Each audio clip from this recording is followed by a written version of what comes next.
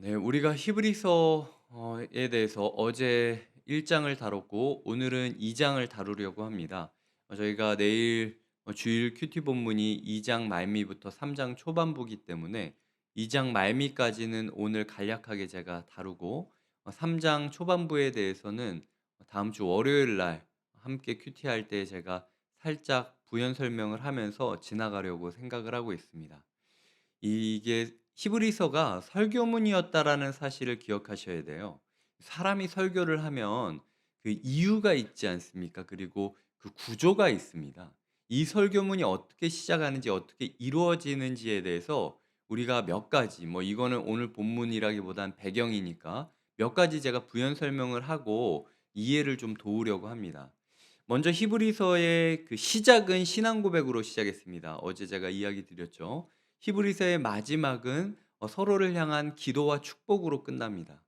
그러니까 히브리서라는 설교의 시작은 하나님을 향한 고백으로 시작을 하고, 그리고 마지막은 사람들을 향한 축복의 고백으로 끝을 맺고 있다라는 거죠. 그러니까 하나님의 이야기로 시작해서 사람들에게 축복과 권면과 기도로 끝나는 것이 이 히브리서 구조라고 생각을 하시면 될 것 같고요. 그리고 이 히브리서에는 그 말을 반복하는 게 있습니다. 이렇게 설교를 하다 보면은 제가 "지금 제가 한 말 이해되시죠? 라고 "제가 방금까지는 이러이러한 이야기를 드렸습니다."라고 지난번 설교에 대해서 부연 설명을 하고 브릿지 삼아서 넘어가지 않습니까? 그렇듯 히브리서 안에서도 그 중간 다리가 되는 구절들이 있어요. 이전까지 내가 이야기했던 걸 설명하는 구절이 있다라는 거죠.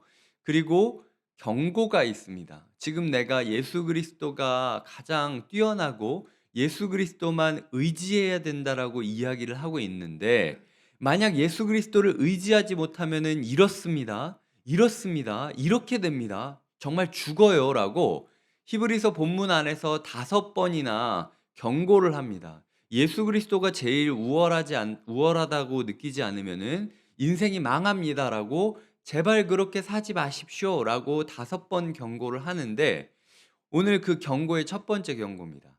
2장 1 절부터 4 절까지는 예수 그리스도를 가장 뛰어난 자로 여기지 않았을 때 우리의 인생이 어떻게 되는지를 경고하고 있어요. 조금만 더 들어가겠습니다. 자, 1 장에서 보면은 "예수 그리스도만 남는다. 신앙이라는 것은 예수 그리스도가 가장 뛰어난 계시자임을 고백하는 것이다."라고 이야기를 하고, 그 1장 4절 이후부터는 천사보다 더 높이 되신 예수 그리스도의 그 뛰어나심을 증거하는 게 1 장이라면, 오늘 2장 4 절까지 이후부터 시작해서 9 절까지 또 다루고 18 절까지 다루고 있는 부분은 그 누구보다도 낮아지신 예수 그리스도, 우리를 사랑하기 때문에 십자가와 지옥까지 내려가신 예수 그리스도의 낮아지심에 대해서 이야기를 하고 있습니다. 그러니까 요약하자면 2 장까지, 1 장은 예수 그리스도의 높아지심에 대해서 설교하고 있고 2 장은 예수 그리스도의 낮아지심에 대해서 설교하고 있는 거예요. 그래서 예수 그리스도는 한없이 높은 분인 동시에 한없이 낮아지시는 분이다. 그러니까 그 예수 그리스도를 끝까지 붙잡아야 된다라고 예수 그리스도의 높아지심과 낮아지심 사이에 경고를 하고 있는 본문이 2장 1 절부터 4 절이라는 것이죠.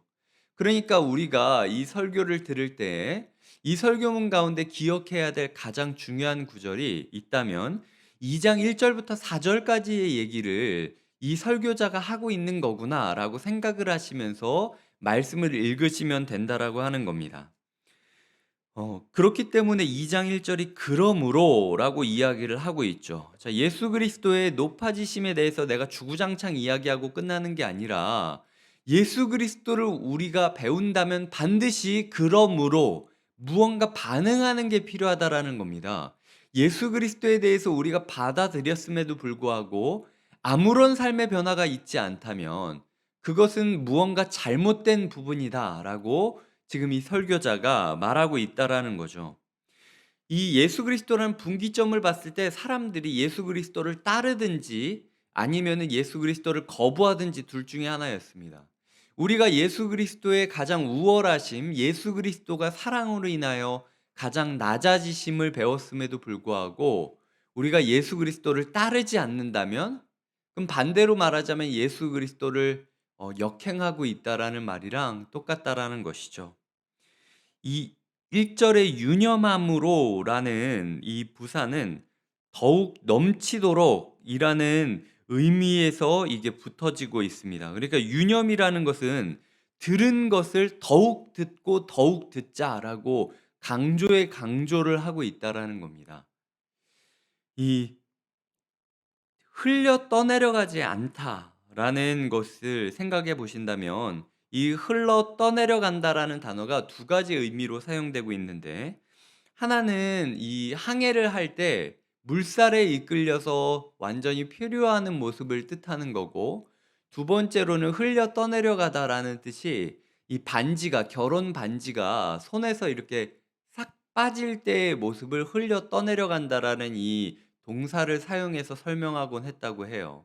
그러니까 우리가 들은 말씀을 듣고 더 듣고 더 듣고 더 듣는 과정을 통하여 말씀을 묵상할 때에만 우리가 표류하지 않게 되고, 인생 항로에 있어서, 그리고 결혼 반지가 빠지지 않고 하나님과 결혼한 신부로서의 언약 관계를 유지할 수 있으면서 살아가고 있다라는 것입니다. 들은 것에라고 이야기하는 것은 새로운 진리가 필요하지 않다라는 거예요. 이미 우리가 영원히 변할 만한 충분한 말씀이 계시되어져 있고, 그 예수 그리스도를 우리가 성경 안에서 묵상하기만 하면은 그 안에서 우리가 표류하지 않을 만한 진리가 있게 된다라는 것입니다. 여기까지 제가 요약을 한번 해보겠습니다. 많은 사람들이 예수 그리스도를, 그러니까 많은 사람들이 하루를 살아갈 때 예수 그리스도 말고 다른 것을 원합니다.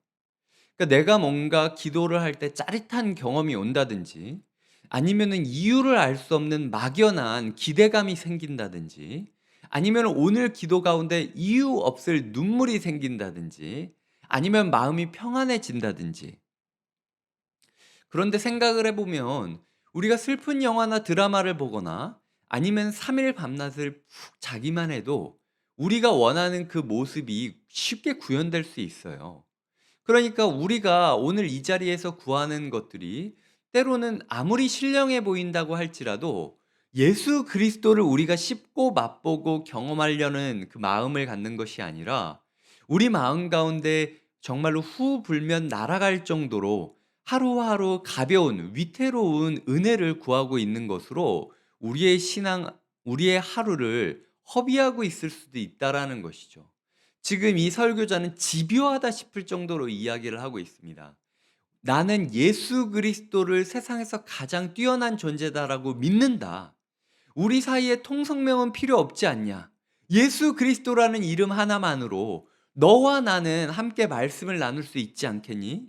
나는 지금 너와 떨어져서 예수 그리스도를 묵상하고 묵상하고 묵상하고 묵상한다. 성경 전체를 마치 뜯어 먹듯이 뜯어 먹음으로써 왜 예수 그리스도가 이 세상 그 무엇보다도 뛰어난지 일곱 구절을 대라고 한다면 난 그 일곱 구절을 댈 수 있다라고 하면서 자기가 묵상했던 일곱 구절을 지금 1장에서 대고 있는 거고, 오늘 2장은 그 예수 그리스도가 한없이 낮은 곳으로 내려와서 나를 사랑했다라는 것, 그리고 오늘 9절에서 이야기했듯 그가 우리를 위하여 죽었기 때문에 그 사랑에 힘입어 내가 그 예수 그리스도의 높아지심과 사랑에 힘입어 말씀을 묵상하고 묵상하고 듣고 또 듣는 과정을 통하여 내 인생 항해를 표류하지 않고 살아갈 수 있다. 그리고 날마다 날마다 하나님이 나의 남편이구나. 내가 버림받지 않았구나. 내가 오늘도 그리스도의 신부로서 살아갈 수 있구나라는 확신을 느끼며 살아갈 수 있다라는 거예요. 근데 너희의 삶 가운데 확신이 없는 이유가 무엇이니? 너희가 말씀을 묵상하지 않는 거 아니니? 말씀을 씹지도 않은 채로 그냥 내가 뭔가 내 안에서 마음이 고양되는 무언가, 마음이 뭉클해지는 무언가만 막연하게 바라면서 살아가고 있지는 않니? 그런 얄팍한 은혜로 너희가 얼마나 인생을 살아갈 수 있고 너희에게 다가올 그 심판을 너희가 어떻게 버틸 수 있겠니? 라고 이 설교자가 이야기를 하고 있다라는 것이죠. 그렇기 때문에 오늘 설교를 들을 때에 가장 큰 적용점은 '내가 말씀을 듣고 싶어 하는가?' 정말로 폭풍이 부는 바다 한가운데에서 키 하나를 붙잡고 어떻게든 그것을 고정시키려고 노력하면서 내 항해사가 이야기하는 명령에 따라서 "왼쪽으로 돌려!"라고 이야기를 하면 이 어두운 밤 폭풍 속에서도 왼쪽으로 안간힘을 쓰면서 키를 돌리려고 하는 그런 항해사의 노력이 있는가? 결혼 생활을 하면서 매일매일 고된 일상 가운데 '이 사람이 나를 사랑하는 거 맞나? 이 사람이 나를 이해하는 거 맞나? 내 남편인데 나를 왜 이렇게 알아주지 않고 나를 이렇게 버려두는 것 같지? 나는 왜 이렇게 고생해야 되는 것 같지?'라는 마음이 들 때에 그 결혼 반지를 만지작거리고 만지작거림으로써 '아 맞아. 내가 비록 일상이 고되고 하루가 힘들지만 그래도 이 결혼 반지를 끼던 그날 내 남편이 나에게 했던 사랑 고백이 있지. 그리고 이 사람이 영원히 나와 함께 하겠다고 했어. 그러니까 그때를 기억하면서 내가 오늘이 의심되고 버겁다 할지라도 견뎌내야겠다.'라는 동력을 얻는 게 바로 말씀이라는 거예요. 그러니까 말씀은 어떤 계기로든 쉬지 않고 묵상해야 됩니다. 듣고 또 듣고 읽고 또 읽는 것이 필요하다라는 거예요. 내가 이해되지 못해도 괜찮아요. 뭐 결혼 반지 만질 때에 내가 항상 마음이 뭉클하면서 뭔가 새로운 진리가 생각나면서 결혼 반지를 만지작거립니까? 그게 아니죠. 그냥 그거를 만지는 것만으로 마음의 평화가 생길 때가 있어요. 그리고 어느 순간 그것에 대한 진리를 깨닫게 되는 거죠. 말씀이 이해되지 않는다 할지라도 계속 들으셔야 돼요. 말씀의 자리로 나오셔야 됩니다.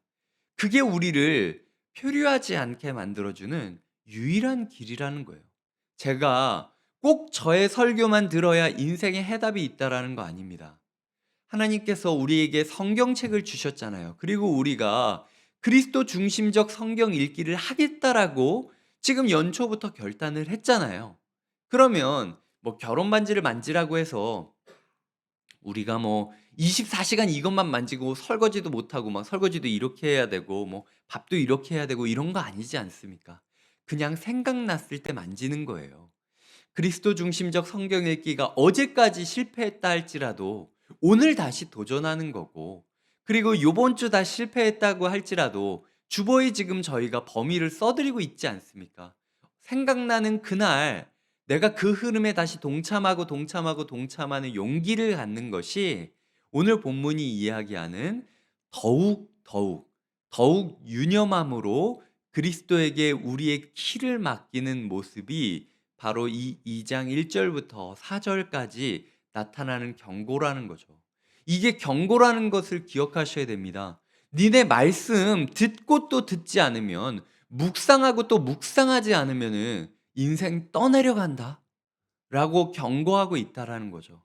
우리가 인생을 살아가면서 도대체 내 인생이 어디서부터 어떻게 된 건지 모르겠고 어디까지 떠내려온지 모르겠다라고 느껴지시는 분이 있습니까? 이걸 어디서부터 수습해야 될지 모르겠다라고 느껴지는 분이 있다면 기억하셔야 돼요. 말씀을 듣는 것부터 인생 항해가 다시 정리된다라는 것입니다. 그리고 그것은 어떤 목회자 한 명의 이야기를 듣거나 어떤 세미나 한 것을 듣는다라고 하는 게 아니라 예수 그리스도, 이 성경을 내가 직접 읽고 직접 씹고 직접 묵상함으로써 느껴지는, 마주하게 되는 예수 그리스도를 직면할 때에만이 우리 인생이 변화가 있다라는 겁니다. 말씀을 맺겠습니다. 내일 다루게 될 이 히브리서 2장 10 절부터 18절, 그러니까 5 절부터 18 절까지를 다 표현을 하자면요. 이 부분에 있어서 예수 그리스도가 얼마나 우리를 사랑하기 때문에 낮아졌는지를 지금 세 가지 본문을 사용함으로써 그 이야기를 나누고 있습니다. 2장 6 절부터 8 절까지는 시편 8편 4 절부터 7 절까지를 인용하고 있고요. 그리고 2장 12 절은 시편 22편 22 절을 인용하고 있습니다. 그리고 2장 13 절은 이사야 8장 17절 18절을 인용하고 있습니다. 그러니까 아까 1 장에서는 7 개라는 완전수를 써서 예수 그리스도의 높아지심을 증거했다면 2 장에서는 3 이라는 완전수를 써서 예수 그리스도의 낮아지심을 이야기를 하고 있다라는 거죠. 여기 보시면은 6 절에 그러나 누구인가가 어디에서 증언하여 이르되, 지금 이게 몇 장 몇 절인지도 기억이 잘 안 나는 거예요. 순간 막 설교를 하다가 이게 갑자기 떠오른 생각이라 '이게 어디에서 외쳐졌던 거지?'라는 이 언젠가 설교 시편에서 "이런 말이 있었죠."라고 이야기를 지금 하고 있는 겁니다. 이 설교자가 완벽히 성경을 알고 다다다다 외워서 했던 게 아니에요. 그가 알고 있는 선에서 몸부림을 쳤다라는 그 몸부림의 증거가 이 6 절에 보면은 "누구인가 어디에서" 이 구절을 통해서 나타나고 있다라는 거죠. 우리가 모든 구절이 뭐 시편 어디 몇 장 몇 절이고 뭐 이 구절은 몇 장 몇 절이랑 일치가 되고 이런 식으로 깨닫지 않아도 된다라는 겁니다. 설교자 자신도 모르는 부분이 있었기 때문이죠. 그리고 15 절에 보면 죽기를 무서워함으로 한평생 매여 종로로 타는 모든 자들을 놓아주려 하신다라고 이야기를 하는데, 개인적으로 이거는 제가 성경 안에서 제일 좋아하는 구절 중 하나입니다. 저는 복음이 들어가지 않은 인간의 모습이 이 딱 히브리서 2장 15 절의 모습이라고 생각해요. 하나님께서는 결국, 예수님께서는 결국 2장 15 절의 우리를 2장 9 절로 바뀌게 만들기 위해서 이 땅 가운데 오셨다라는 거죠. 하나님의 은혜로 말미암아 모든 사람을 위하여 죽음을 맛보신 예수 그리스도. 우리를 위하여 죽음을 친히 맛보신 예수 그리스도를 죽지 않은 우리가 마주하게 되는 아이러니. 그 아이러니가 주님을 묵상할 때 일어난다라는 것입니다. 예수 그리스도에 대해 제가 지금 종이를 한 장씩 나눠 드리고 "예수 그리스도에 대해 써 보십시오."라고 시험을 본다면 몇 페이지를 쓰실 수 있겠습니까? 하늘에서 예수님이 되게 섭섭해하실 것 같아요. 내가 너희를 위하여 죽었고 너희를 위하여 지옥까지 내려갔다가 다시 살아나서 지금 천국에서 하나님 보좌 우편에서 너희를 위하여 중보하고 있는데, 근데 너희는 매일 예수 그리스도의 이름으로 기도하고 예배한다라고 이야기하지만 정작 내가 너희한테 종이 하나 던져주고 예수 그리스도에 대해서 얼마나 아냐라고 물어보면 이 히브리서 2장 1절부터 히브리서 1장 1절부터 2장 18절까지에 있는 것과 같은 이야기를 쓰실 수 있겠습니까? 이게 사실 우리의 민낯이라는 거죠. 그렇기 때문에 이 말씀이 오늘 우리에게 주어진 것입니다. 우리가 끝까지 말씀을 듣고 또 들어감으로 예수 그리스도를 더욱 깊이 이해하고 더욱 정확하게 고백할 수 있는 하루가 되시기를 마음 다하여 부탁드리고 응원드립니다. 이 시간 함께 기도하겠습니다. 주님, 말씀을 듣고 또 듣게 하여 주시옵소서. 인생 항해가 엉켜서 어디서부터 제대로 시작되는지 알지 못합니다. 하지만 주님께서 우리의 항해를 붙잡아 주시옵소서. 다시 한번 예수 그리스도가 누구인지 말씀을 통하여 알려 주시옵소서. 이 시간 마음을 다하여 기도하겠습니다.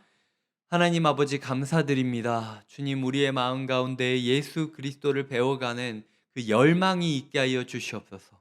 정말로 신앙생활을 하면서 날마다 예수 그리스도의 이름을 외치면서 기도를 하고 그거 신앙생활 처음 할 때 예수 그리스도에 대해서 새가족반에서 잠깐 배우면 되는 거지. 내가 예수 그리스도에 대해서 배울 필요가 있냐? 난 그 정도는 다 안다라고 생각하면서 정작 예수 그리스도께서 종이 한 장 던져 주시고 "네가 나에 대해 뭘 아냐?"라고 물어보실 때 아무 말 적지 못하고 그저 그냥 "예수님은 나의 주인이시다." 한 줄 적어 놓고 끝내는 사람으로 살아가지 않게 하여 주시옵소서. 이게 어디에서 어떻게 외쳐진 말씀인지 잘 모르겠지만 그럼에도 불구하고 "주님, 나는 주님이 이런 말씀을 통해서 계시되었다."라는 것을 알고 있다라고 이야기할 정도로 정말 안간힘을 쓰면서 인생 항로를 다시 한번 잡고 싶기 위하여 발버둥 치는 그 몸부림이 우리의 삶 가운데 거하게 하여 주시옵소서.